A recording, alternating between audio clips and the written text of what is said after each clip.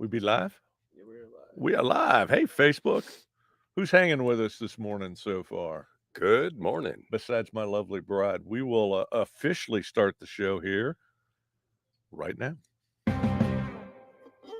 Welcome to the Veterans Impact Show, where we continue the mission of highlighting veterans and service organizations who continue to serve our community and our nation. We're brought to you by Fairway Independent Mortgage and Lone Star Wealth Strategies. Don't worry, retire happy. Hey, welcome aboard. Good day. Yeah, I jumped in on that one. Hey, good day. This is Jim Blythe, U.S. Navy veteran, and joining me, one of the most outstanding Marine veterans I've ever met, Chuck Wright, helicopter pilot. You were also very much Dude, involved. you gotta get the legal stuff out of the way. Oh, okay. Well, all right. My NMLS is 311548. My company is 2298, and we are one of the largest lenders in the United States. And I do reverse mortgage lending and help seniors into retirement. And Chuck makes sure they got the money. There we go. There we go. Yeah, we got to make the lawyers happy. Unfortunately or fortunately, however that works. And before we really jump into the Veteran Impact Show dedicated to Charlie Mike, just hang on, relax. It's a You're great, jumping all over the place. yeah. I got two things to tell our listeners. Well, tell 'em. First, we are coming to you from the deck, or excuse me, from the ready room of the USS Midway. Chris, not actually, it's one of those virtual pictures, but it is now a floating museum in San Diego, and I recommend it highly. And yes, I have actually bounced on the Midway.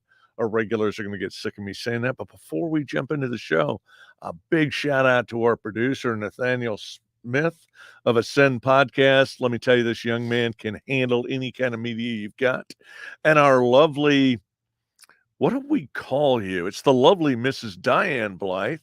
Social media director. Social media director. So we're gonna vamp a little bit. We're gonna chat a little. We've got a guest who's programmed in, but we're having some technical difficulties, which hopefully are better than the technical difficulties we had last week. We love StreamYard, but something happened.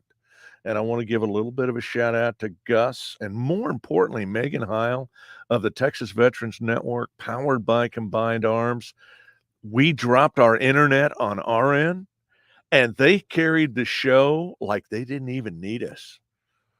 I was a little despondent. Yeah, I was a little despondent about that. I was like, damn, man, they may have done a better show without us. They did good. Well, the good thing is no dead air.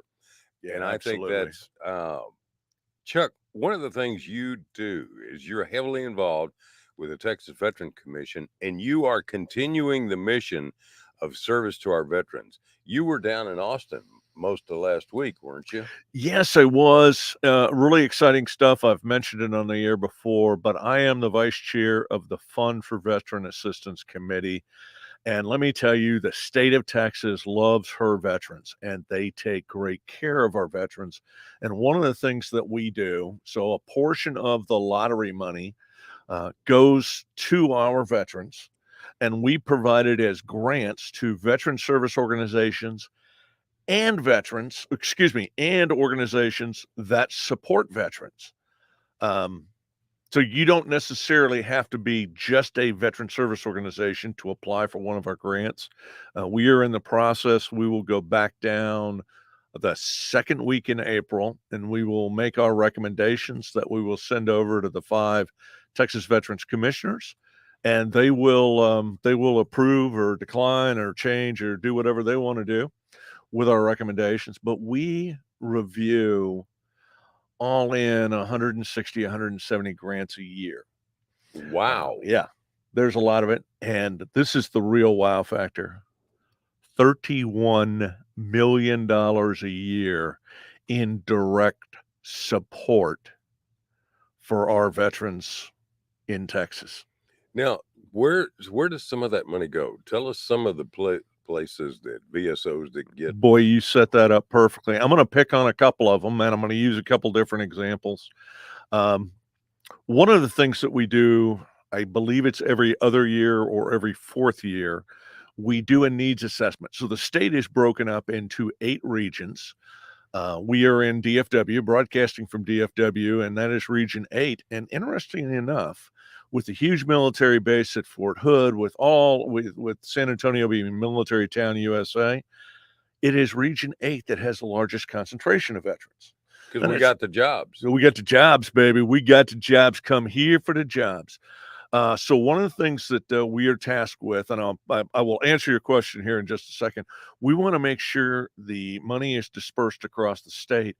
But one of the things that we do in that every 4-year survey, we go to those regions and we find out what each region sets as their priority. And for most of them, number one or number two is financial assistance. So we've got financial assistance, and then either generally, I think in every one, the other one was mental health care.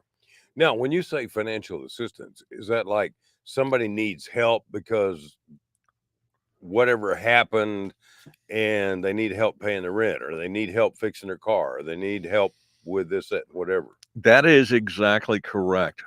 We provide grants that go to financial assistance.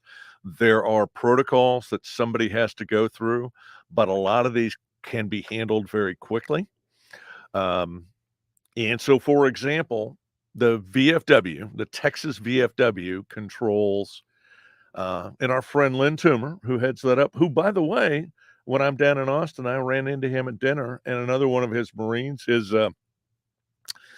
kind of his number two, and I'm not sure the gentleman had a title. It was another Marine, but they do a great job of making sure our veterans who are about to be evicted,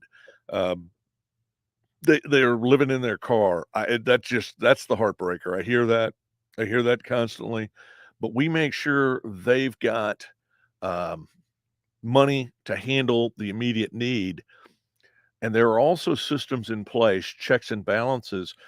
So you can't go to every one of these organizations and ask for money. You can't game the system, so to speak. Okay, so there is some sort of controls. There are controls.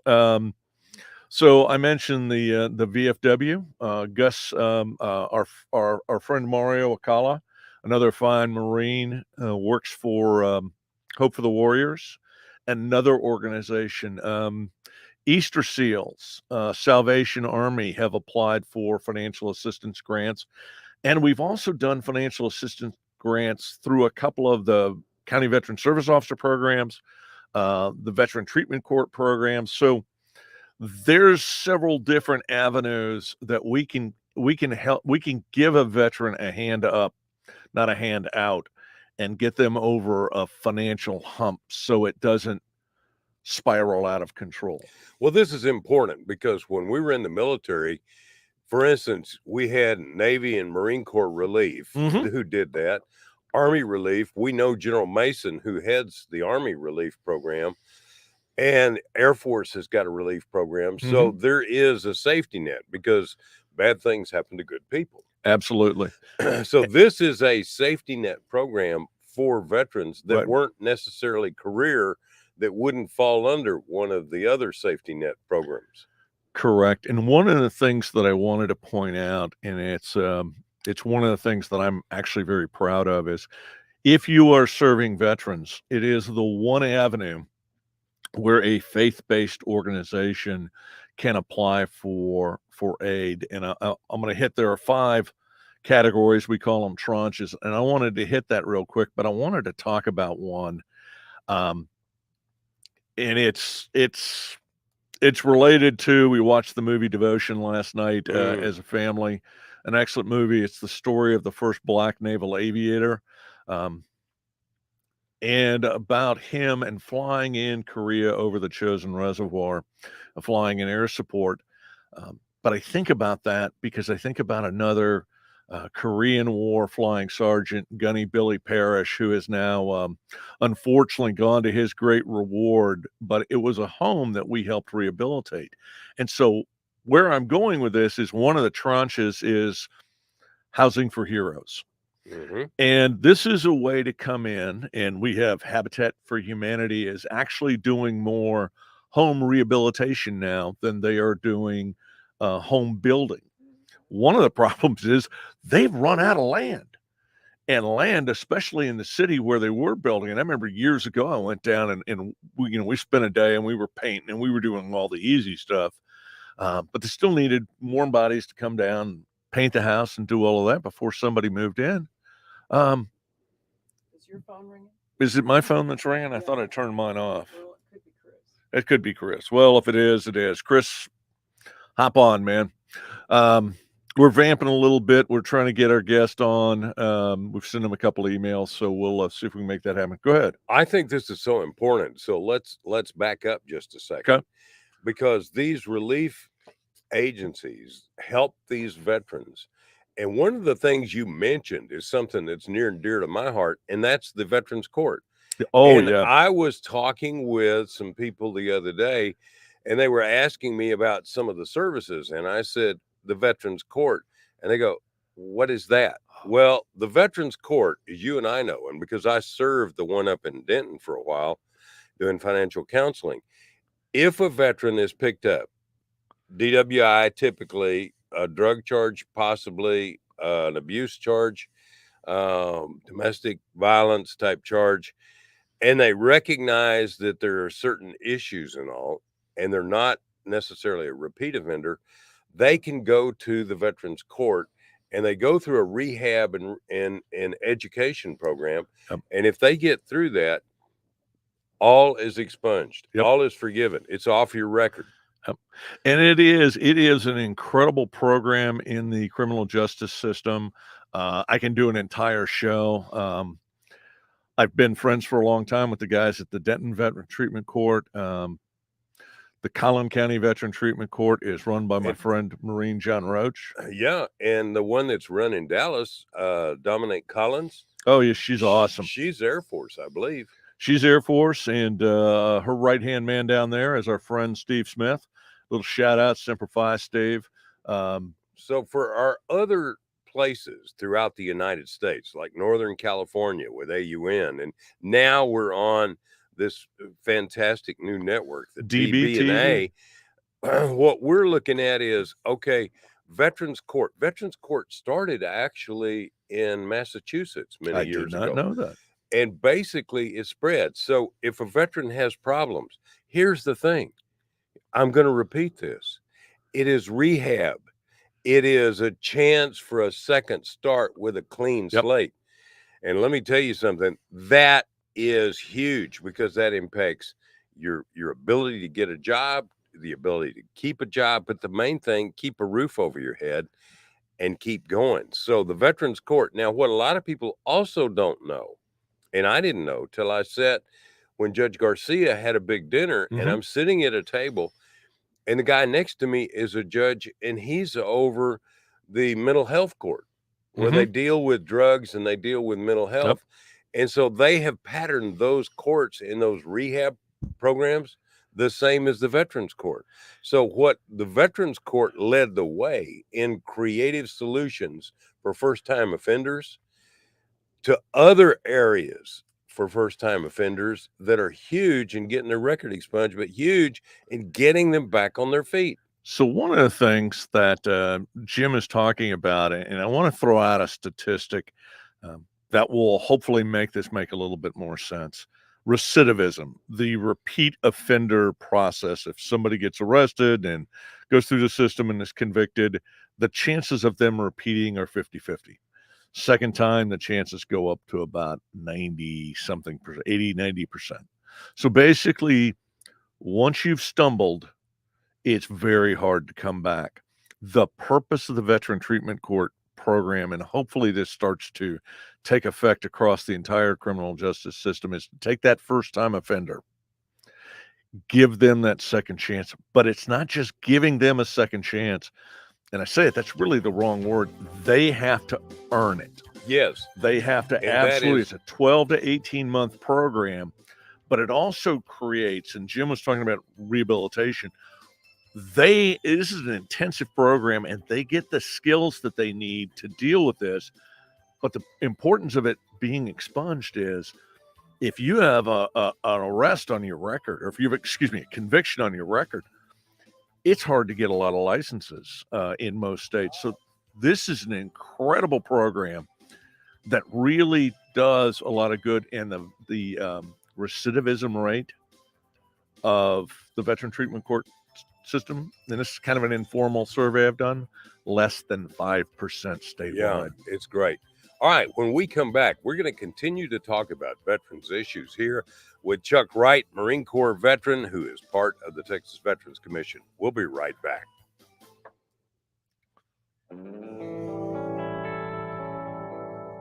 Welcome back to the Veterans Impact Show, and thanks to our sponsors, Fairway Independent Mortgage and Lone Star Wealth Strategies.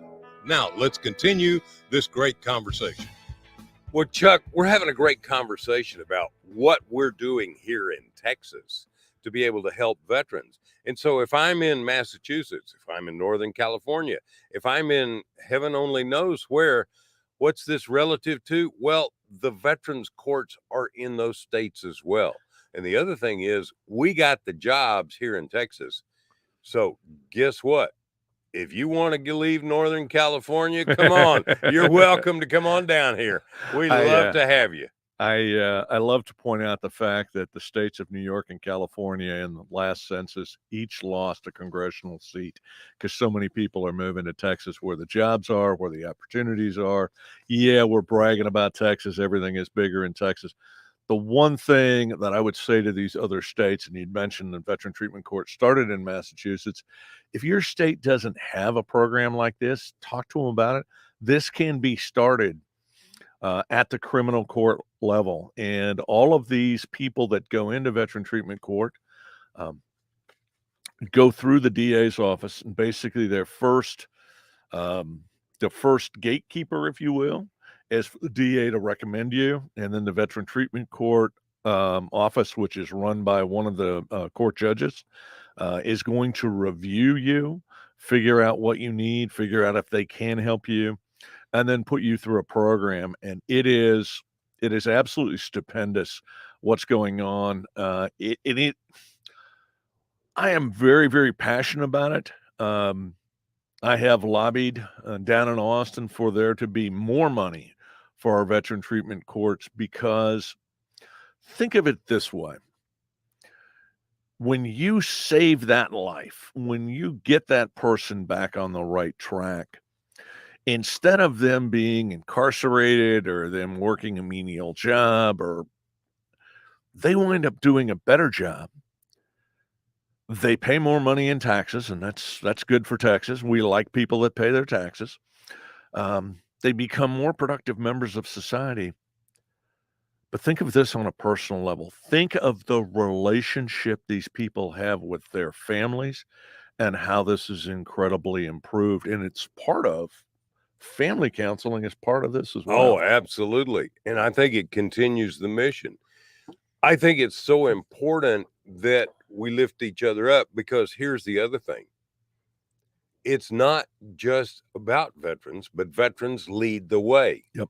Just like we led the way in the veterans court, you're now talking about drug court, you're talking about mental health court, you're talking about being able to help people. I got to tell you, one of the most interesting things, and this is a sidebar, I saw a deal where a Texas legislature is wanting to change the juvenile justice system to be more rehab oriented, more education oriented, lift up. And I think that's one of the biggest problems we've got in this nation. You incarcerate, but once that person gets out, they got no chance. There is no net. You've just compounded their problems with getting a job. You haven't given them the skill sets. And I hate to say this, but our education system is almost geared to creating victims. And I'm going to break this down to one word. You talked about the problem in the nation, and I'm going to break it down to one word. And that word is respect. We have kids who don't respect themselves. And I understand it. I remember what it was like to be a 14, 15, 16-year-old, scared of my own shadow kid. And let's face it, we all were. We didn't know what was going on, but by golly, we weren't about to let the world know that. You know, we puffed up and we acted all tough and all that stuff. But you know who we didn't respect? We didn't respect ourselves. And if you don't respect yourself, let's start there. how are you going to respect somebody else? But if you respect yourself, it's so easy to show somebody else respect. And when we start respecting each other, we start dealing with people. I'm going to go a little bit political here. I absolutely hate identity politics because all it serves to do is divide us. Well, you're in this group, you're in that group, you're in the other group. I remember a friend of mine got on me, and I won't mention his name, but we had an interesting discussion because there was a group, and it was this lady wanted to create a Marine Latina group. And I was like, how small are we going to slice the pie? Well, I think Marine was enough, or veteran. We're all brothers and sisters who serve together. And when we come back, I want to talk about the importance of service. Now, we've talked about some of the benefits of service. Let's talk about the importance of service because it's what leads to some really great things for people. And we've talked about some of the negatives, but that's really a very, very small percentage. So when we come back, let's talk about the men and women who are continuing the mission, and let's talk about how education and opportunities are available. So this is Jim Blythe and Chuck Wright. We are the Veterans Impact Show.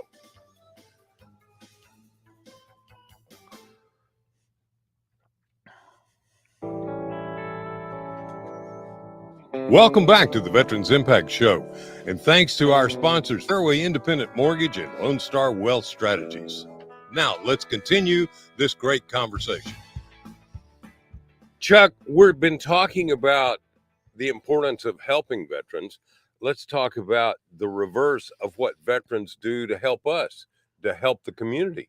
Now, first and foremost, I want to start with the best thing that ever happened to me was going to boot camp. The best thing that ever happened to me was going into the Navy. I was an 18, 19-year-old floundering in college at SMU. I wasn't doing well. I didn't know where I wanted to go. I wasn't really motivated. And then when I went to boot camp, it all changed. Now, how about you? Absolutely the same thing. And for me, I'm going to use one other word, and they're really two words that I use. One, respect. Two, and I really got this from my friend J.P. Hogan, purpose. Creating a sense of purpose, being part of something that's bigger than you are. We are very much, a lot of kids these days are part of a me generation. And it's very interesting because I think a lot of them are lost. But the opportunities in the military for people to grow and excel. General McChrystal wrote an excellent white paper, and he talked about the need for citizens to earn their citizenship. And it's interesting that when you've done things to earn your citizenship, and there's a lot of ways to do this without going into the military. And it's a really interesting paper. But when you are part of something, when you have skin in the game of our society, it's really funny how much more you respect our society. Well, if you've got a job and a home, you don't want to riot and burn it to the ground. Absolutely not. But let's go another step forward. We've talked about so many people, Lynn Toomer and so many more, that have contributed so much to our nation. I got on the phone 3 or 4 days ago to set up an interview with Admiral Patrick Walsh, who you've met. Yep. Admiral Walsh spoke at the National Defense Series briefing, and an amazing man. I'm talking to him, and I said, well, what do you do? And he absolutely floored me. He said, I'm the director, I'm in charge of a specialized school for disadvantaged children in Mesquite, Texas. And I said, well, wait a minute. My mother taught down there back in the 50s and 60s, and that's now a predominantly Latino, whereas there's a huge language problem. And he said, that's right. And it's called Cristo Rey, which means Christ the King. And basically, they're taking these young men and women and educating them and helping them. And he said, Jim, we have a 100% high school graduation rate.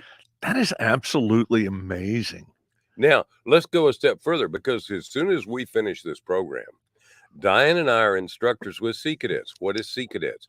Sea Cadets is like the ROTC, if you saw that in high school. Okay, it's under the military, it's under the Department of Defense. It's basically training, and you talk about respect. Yeah. You talk about respect. These kids are learning respect, and they drill with the Navy over at the Joint Reserve Base in So Fort Worth. let's make an important distinction. The downside of JROTC is that there has to be a unit at your school for you to participate. Sea Cadets, the Young Civil Air Marines. Patrol program, the Young Marines program, these are all programs not tied to a specific school. So if you go, wow, I want to be a Sea Cadet. Yesterday I was having coffee with a Gold Star mother whose son was killed as a Lance Corporal in Iraq years ago. And he had wanted to be a Marine his whole life. What a great way to get introduced to it. But you don't have, there are units that are, I know we have 3 or 4 of them in the DFW area that you can just join. So if there's an interest there, Civil Air Patrol, if you've got any interest in flying at all, is a great way to get your foot in that door. Sea Cadets, great program, but it's a chance to get together. And the interesting thing is I don't know if you know this, Sea Cadets and Young Marines are both anti-drug programs. Well, not only that, but let's talk about the fact that our graduation rate from high school is about 100%. Wow. Okay, what is the national average on graduation from high school? I do not know. I think you're going to tell me. I think that everything I've heard, it's about 70 to 75%. Now, obviously, depending upon the neighborhood and the economic of the area, some areas are much higher. But the other thing is, there is almost a 70% now factor in single parent families. Oh yeah, it's huge. So where could a young man or woman, and Sea Cadets and Young Marines take both men and women, young men and women. Oh, the opportunities for women in the military is just incredible. I think they're actually better than men. But I want to say 2 things right quick. We like to focus. Jim and Diane both work with Sea Cadets. The CEO of Young Marines is a friend of mine. We care passionately about these programs because one of the problems with all of the assistance that we provide for veterans, so many people out there, we almost do too good of a job of it, but so many people think veterans are broke. They're not. And the second thing, why does Governor Abbott and why did Governor Perry before him and W before that, and W, by the way, absolutely loves his veterans. I'll share a funny story about that at some other point. But why do they love them so much? I don't know if you know this. A veteran has a higher real median income than a non-veteran. Yeah. It's absolutely amazing. We're problem solvers, and we didn't just grow up that way, but we were trained in that. The military has some of the best leadership training, and in 2 weeks, our guests are going to talk a lot about leadership. We've talked a ton. John Antal has written books on leadership. There is a difference between leadership and management, and both are important. But they are different. But so we were talking about what's in it for you. If you're listening to this and thinking about the military, think harder. If you've never considered the military, or if you're listening to this and you've got a son or a daughter, or a niece or a nephew, anybody like that you know, throw the idea out there. Let it percolate on its own, but just toss the idea out. Well, let me tell you, I wish I had known. My grandfather was career in military in the Navy. My father was in 6 years. He was a chief petty officer. And I didn't know Sea Cadets started in 1963. Okay. I didn't know. Yeah. And then when I wanted to join the reserves, they were opposed to it because they were scared to death of World War III. But if I had gone in the reserves, I would have known that the University of Texas had a program for which I could have gone to and been in Naval ROTC. Yep. And again, When I got out of college, I was a straight A student. I'm not joking. It was a tremendous change We're going to have in to see proof of that. my motivation. Well, I've got it, buddy. And let me tell you something. This is important. Like you say, the income level is so much higher. Typically, one of the other things, I was talking to an employer the other day, and he said, if I hire a veteran and I take them to their office and say, okay, here's your job, they're not down there in my office every 5 minutes saying, what do I do? Mhm. They're meeting with the people, they're finding out, they're getting their policies and procedures, they're running on their own. Yep. And I got to tell you, that's a great thing. But also, there are school districts who say, oh, we don't want anything to do with the military. There are families that say, oh, it's beneath us. You know what? You meet a man like Patrick Walsh, you meet a man that has become really good friends of mine, Doug Beal, a 2-star admiral. I have met so many people that were flag officers or senior officers or officers like you as well. And they have so much motivation. And for the record, I'm at the other end of the scale from the flag officers and the generals that Jim sucks up to all the time. I wouldn't say suck up, because I tell you what, I think those men and women that I've met, like Ginger Simonson, they lead the Oh, way. absolutely. You talk about people who live the Charlie Mike continue the mission walk. And I want to throw something in because you talk a lot about officers, but I want to talk about the leadership of especially our senior enlisted personnel. Oh my Lord. 12th Sergeant Major of the Marine Corps, Gene Overstreet, is a friend. I wish him the best. Please say a prayer for my friend. He's fighting cancer and Vietnam vet and getting a little older, as all of them are. And I hate that, but it's kind of just the way of the world.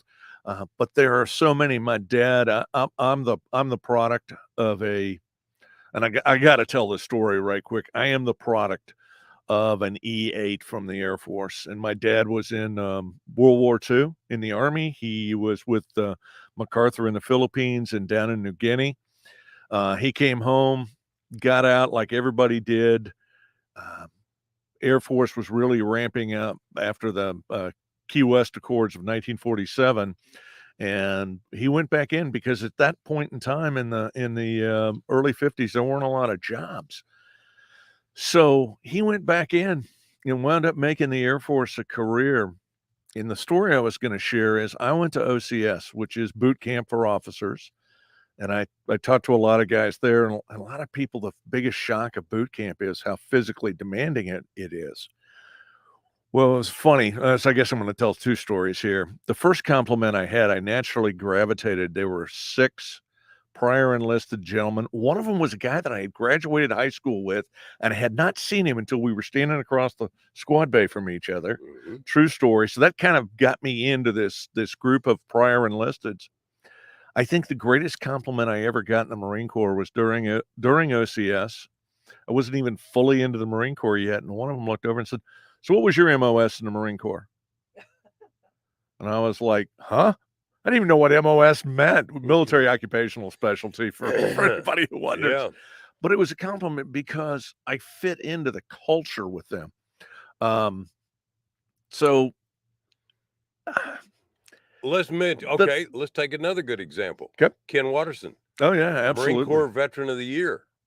Yeah, according to the Marine Corps League, Marine Corps, and this is the National Marine Corps Veteran of the Year, a Marine Corps League Member of the Year in 2007. He founded Homeless Veteran Services of Dallas, which was the first of the veteran resource centers in the state of Texas, the first of the privately established. He's done this with no government money. He's done this. He serves a huge number and it's really Region 8. He serves people in a 14-county area, and he does so much for, and he's done all of this from the sweat of his brow. And there are a lot of men and women just exactly like that. Camilla Zimbold is another one up in Denton. She's done amazing things. I think that one of the things is we have missed the mark in this country by saying, oh, that you're a second-class citizen. if you're in the military. And I got news for you. That goes back to Vietnam and basically the politics of the time. They turned on us instead of turning on the politicians that are putting us there. Yeah, I grew up in that era. I was part of the military, and I'm proud to say, and we actually would go to the Kennedy Center in our dress greens. And let me tell you something, dress blues look good, but I love my dress greens. And it was funny the reaction people got. And of course, I'm from Texas, so I didn't know any better, man. You go to the East Coast, people are actually different. Stationed in California, people are different. They're not as friendly as they are in Texas. And I'm always amazed when people from our home offices in New York and they come down and they say, guys are great down here. This is awesome. You're nice to each other. And yeah, let's spread this across the nation. But again, that's all part of Charlie Mike. And that's what this show is about, is we are trying to highlight those that are making a difference in the community, that continue to serve even after the uniform has come off. Absolutely. Well, I think the greatest example of that is Roger the Dodger Staubach. He was an academy graduate, Mhm. served his 6 years, went in to play professional football. Then he and Bob Holloway started Holloway Staubach, which is now the Staubach Company, one of the premier commercial real estate companies in America.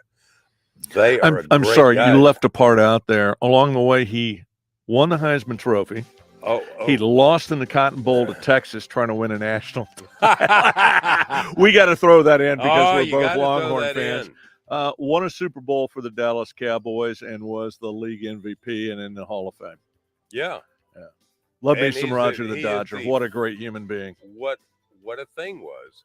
He was an academy graduate who most people did not think he could go back and be a professional football player, and he was one of the all-time greats. All-time great quarterbacks. And I think that, again, has to do with that military background. So as we're talking about continuing the mission, we're going to bring this program into the dock in our next segment, and we're sure glad you're here with us. This is Jim Blythe and Chuck Wright, a Veterans Impact Show. We're here for you. Check us out on Facebook, check us out on YouTube, and check us out now on the DB&A Network, the No Bull Radio Network, and AUN Television in Northern California. We want to hear from you.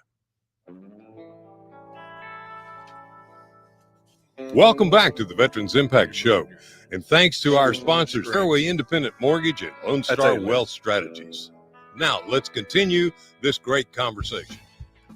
I just do that to drive you crazy. We're messing with Diana. Be careful. Having too much fun in the studio. In the ready room of the USS Midway. Well, Chuck, for all of our listeners who had seen that the program was going to be Chris Hoffman and talking about education, talking about the Veterans Network, what is it? I'm trying to find it here. The Veterans Training and Coaching.com with Chris Hoffman. The Ambitious Vet Network. Ambitious Vet Network. Thank you. And we'll get Chris back on. We'll get Chris back on. A little bit of a technical glitch. We had a technical problem, and Jim and I don't have a problem talking. No, but in a couple of weeks ago, we had a problem in our internet went out, and our people just kept going, which was fabulous. So Gus and Megan were awesome. Yeah, we get to keep going. So this is important because I think you need to look up and say that once more time. The Ambitious Vet Network. They get into really, really great training. They were featured in Stars and Stripes. We want you to go take a look at it. Chris Hoffman's got a great organization. We're going to have him on when we don't have technical problems. And we may just slide him to next week. That may not be a bad idea. We could do that. We could do that. We can do that. We're very flexible on the show, and we hope our audience is flexible with us. And do us a favor. In the be it the YouTube chat box or the Facebook chat box or however you're tuning into us, if you've got an idea for a show, if you've got somebody that we need to be talking to, we are happy to do it. Yeah. If you've got somebody, whether you're in South Texas, Northern California, Virginia, and we're about to go national. Well, we are, and we were for a while over in Norfolk, Virginia, and we had Wallace Green. We had some incredible people on, and I had a lot of fun. Wallace. Does Wallace owe us money? No, but Wallace is an ex-Navy chief who basically started a kidney foundation, Oh, wow. and he does an annual deal. So there are great people around this nation that we want to highlight and we want to interview. And I think it's very, very, very important for us to get a hold of these people. So if you know one of them or you are one of them, please get Yeah, in let touch us with know. us. Let us know. My number is easy to reach, 214-502-4600. Give me a call, man. You give him a call. There are two people. I have two friends that have these great numbers. Jim's cell phone actually is 4600. It makes it seem like an office. And then I've got another buddy, and his last four are 1911. And for our shooting friends out there, that is what they call the Colt 1911 45 caliber pistol. And I love me my 1911s. It's an old school kind of thing. Do you know why the 4600? No. What is the first year of baby boomers? 1946. 1946. You know what year I was born? 00?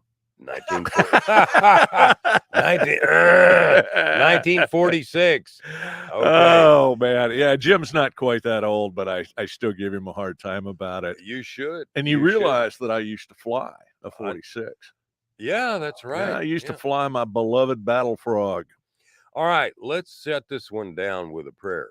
And I just want to say thank you to all of our veterans. So, dear Lord, we thank you for putting a hedge of protection and protecting our veterans, protecting our active duty military, protecting our first responders and the chaplains that serve them.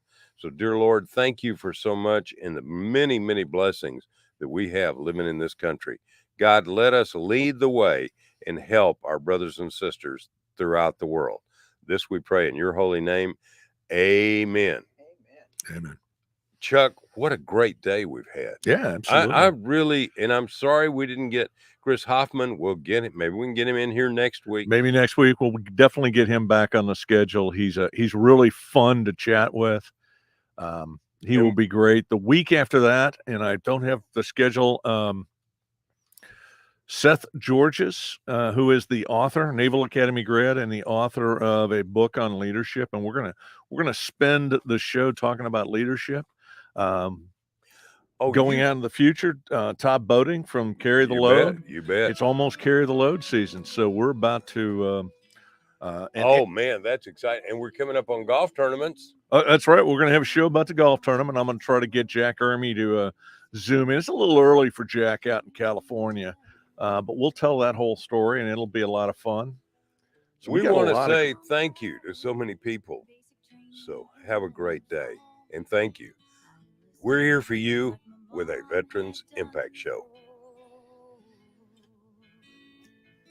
Just like those before me, I go where duty calls, stand beside the others in the storm, have to fight for all those who live each day in fear. I'm a daughter, I'm a sister,